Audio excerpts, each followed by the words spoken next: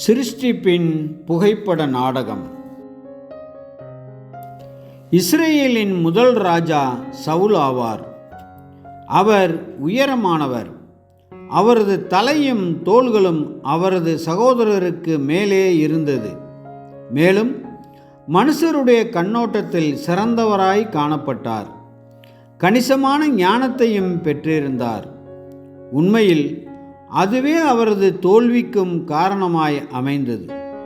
மற்றெல்லா ராஜ்யங்களிலிருந்தும் தனது ராஜ்யம் வேறுபட்டது என்ற உண்மையை அவர் கவனிக்கவில்லை. எனவே அவரும் மற்ற ராஜாக்களின் முறைப்படி ஆட்சி செய்ய முயன்றார். இஸ்ரேலை பொறுத்தவரை தேவன் தம்மையே ராஜாவாக அறிவித்திருந்தார்.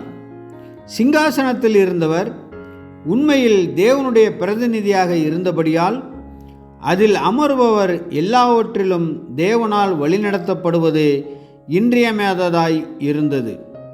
தாவீது இருதயத்தில் இவற்றையெல்லாம் செய்வதற்கு ஆர்வமாக இருந்தபடியாலும் தான் தவறு செய்ததை அறிந்தபோதெல்லாம் உடனே மனம் திரும்பியதாலும் அவர் கர்த்தருடைய இருதயத்துக்கு ஏற்ற ஒரு மனுஷன் என்று சொல்லப்பட்டார். அவரது இருதயம் சரியாக இருந்தது. தாவீதின் அபிஷேகம் இரகசியமாக வைக்கப்பட்டது. இருப்பினும் தாவீதின் மீது தேவனின் தயவு இருப்பதையும், குறிப்பாக அவர் கோலியாத்திடமிருந்து இஸ்ரேல் ஜனங்களை விடுவித்து பல போர்களை வென்ற பிறகு அவர்கள் அவரை அதிகமாக நேசித்ததையும் சவுல் கவனிக்கலானார். சவுல் ராஜா சுயநலத்துடன் தனது சொந்த குடும்பத்தை சிங்காசனத்தில் அமர்த்த வேண்டும் என்று விரும்பினார். எனவே அவர் தாவீதை அழிப்பதில் தீவிரமானார். அவர் தாவீதை மறைந்து வாழும் ஒரு குற்றவாளியைப் போல் ஆக்கினார். ஒவ்வொரு சந்தர்ப்பத்திலும் அவரை கொல்ல வகை தேடினார். இப்படியாக அவர் தேவனுடைய நோக்கத்திற்கு தடையாக செயல்பட்டார். தாவீது இதற்கு நேர்மாறாக 2 சந்தர்ப்பங்களில் சவுல் ராஜாவை கொலை செய்யும் வாய்ப்பு தனக்கு கிடைத்த போதும் சவுலின் உயிரை எடுக்காமல் விட்டுவிட்டார். இந்த காரியத்திலும் தாவீது தேவனின் இதயத்திற்கு ஏற்ற ஒரு மனுஷனாக இருந்தார். தேவனே தாவீதிற்கு அபிஷேகம் செய்வித்தார். எனவே சிங்காசனத்தையும் தேவனே கொடுப்பார். தேவனுடைய ஏற்ற காலம் வரும் வரையில் தாவீது காத்திருக்க வேண்டியிருந்தது.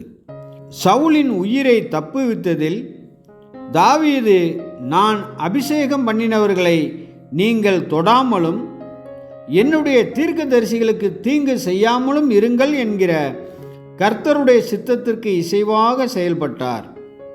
சவுல் ராஜா தேவனால் அபிஷேகம் செய்யப்பட்டவர். எனவே தேவனே அவரை பதவி நீக்கம் செய்து தம்முடைய ஏற்ற காலத்தில் தாவீதுக்கு அரியணையை கொடுக்க வேண்டியிருந்தது. தேவன் அப்படியாகவே செய்தார். கர்த்தர் தம்முடைய ஏற்ற காலத்திலும் தம்முடைய சொந்த வழியிலும் நம்மை வழி நடத்துவதற்கு பொறுமையும் கர்த்தருக்காக காத்திருப்பதும் இன்றியமையாதவை என்ற இந்த பாடத்தை கற்றுக்கொள்வது நம் அனைவருக்கும் எத்தனை விலையேறப்பெற்றதாக இருக்கின்றது. ஒரு மனிதனாக என்னுடைய சித்தத்தின்படி அல்ல, உம்முடைய தேவ பிதாவின் சித்தத்தின்படியே ஆகக்கடவது. இதுவே இயேசுவின் ஆவியாக சிந்தையாக இருந்தது. லூக்கா 22:42. ஆமென்.